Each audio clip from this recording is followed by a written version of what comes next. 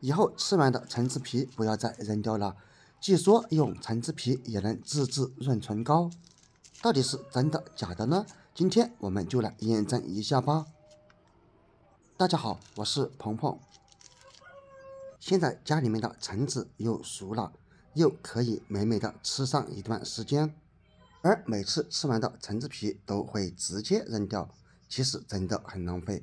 最近在網上看見一個很火的視頻，據說用完的橙子皮也可以拿來制作唇膏，到底真的假的呢？我們摘一個橙子來試一試吧。現在需要把橙子給它清洗乾淨，加水先把橙子表面淋濕。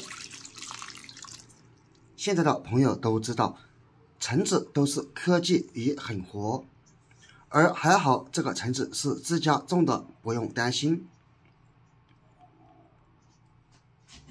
但是我們也得給它撒上一些食用小蘇打來搓洗，才能把表面洗得干干淨淨。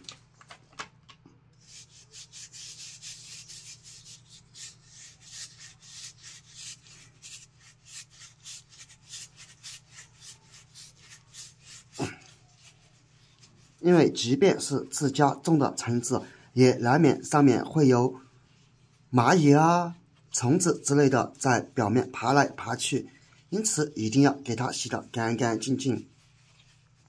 用食用小蘇打搓洗一遍過後，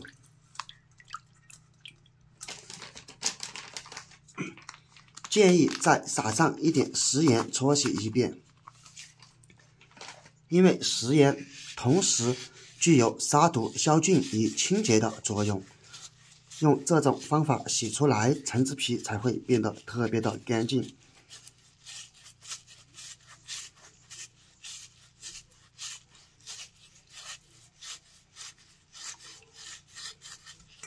這樣就好了。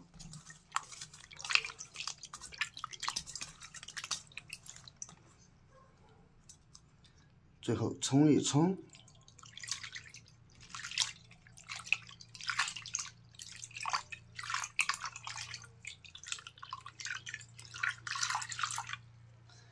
這樣就洗得乾乾淨淨了。接下來開始去橙子皮，把頂部切掉，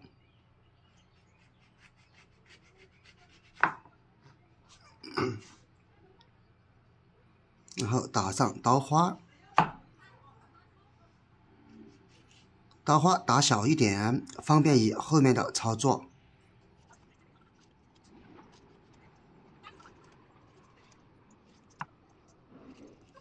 OK， 然後把橙子皮剥下來，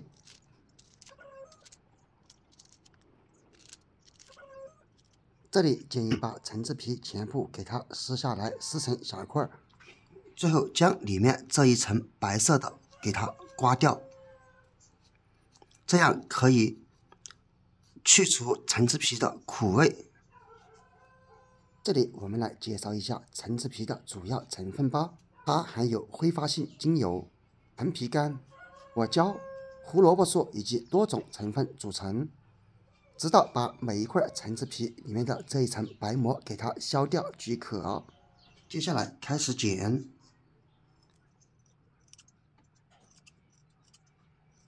剪得越細越好，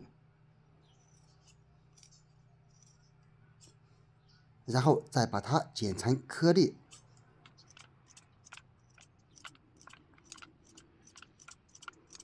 全部處理好以後，把橙子皮給它倒入一個碗中，然後加入一塊豬油。喜歡絲滑一點的可以多放一些豬油，而喜歡橙子味濃一點的就可以少放一些豬油。接下來在底上擊滴維生素 E， 用筷子攪一攪。當然，現在天氣較涼，豬油已經凝固起來，不用擔心，一會兒它自然會融化。然後把它放入蒸鍋，蓋上鍋蓋，開火給它蒸2個小時。现在蒸的差不多了，我们先攪一攪。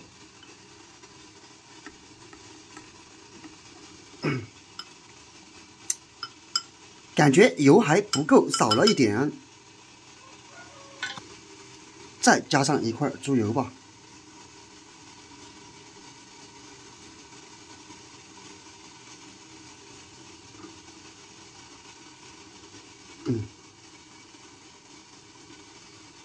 這樣看起來有那效果了。所以啊，盡量多放一點豬油。當然，我們在蒸製過程中，我們也可以揭開看一看，以免油不夠而讓我們功虧一簣。現在我們再次蓋上，給它蒸一蒸。現在已經差不多了，關火，然後夾出來，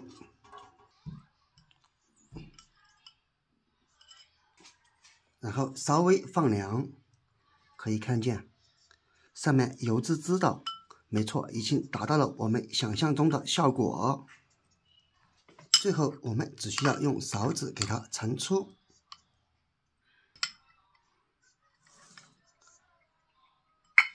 放入提前準備好的小盒子，當然如果有模具就更好了。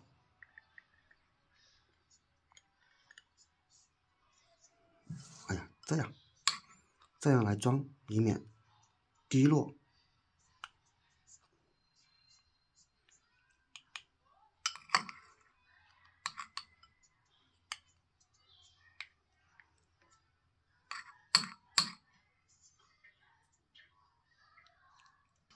這樣一盒就弄好了，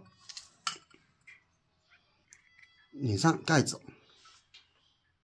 然後打開家裡面的冰箱，把它放在冷藏櫃裡面，讓它冷卻凝固即可，大約要2到3個小時吧。現在已經好了，我們將其拿出。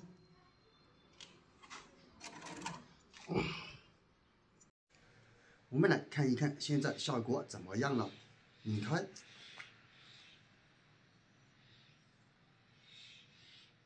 聞一聞，別說，還真香，真有一股子唇膏的那種感覺。那麼這樣我們要怎麼使用呢？由於我們沒有唇膏模具，我們建議用手這樣。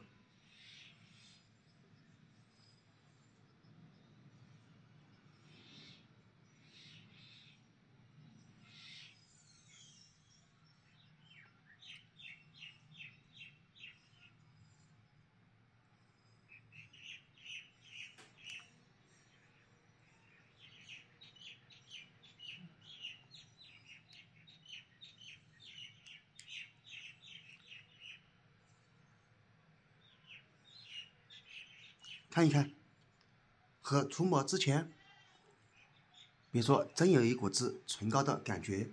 原來啊，橙子皮還可以這樣做唇膏。所以啊，朋友們，以後吃完的橙子皮不要再扔掉了，你們也趕緊把它利用起來，買上幾個唇膏模具製作唇膏吧。